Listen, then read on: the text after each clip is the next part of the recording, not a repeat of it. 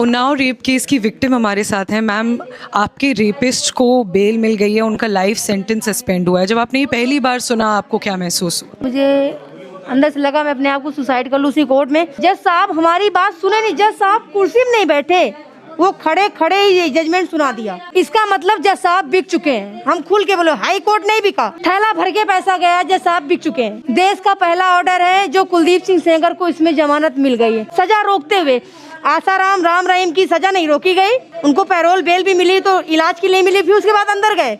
लेकिन इनके भाई को भी बेल मिल रुकी है। सारे दोषी मेरे बाहर हैं और ये भी बाहर आ जाएगा। तो कुलदीप सिंह सेंगर कोई आम इंसान भी नहीं है, वो एक बीजेपी के लीडर थे। बीजेपी की सरकार, बीजेपी के ही नेता अपने आदमी सेट करके मुझे मरवा देंगे, हम खत्म हो जाएंगे, केस खत्म हो जाएगा। कि कोर्ट ने कहा है कि वो आपके घर के 5 किलोमीटर के रेडियस में नहीं आ सकते। जज साहब को दिखा नहीं 5 किलोमीटर, जज साहब के हमको सेफ रखेंगे।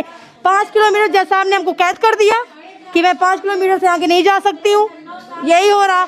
अब मैं कैसे रोऊं, अपना दर्द न रो, मैं रो के बता सकती हूँ।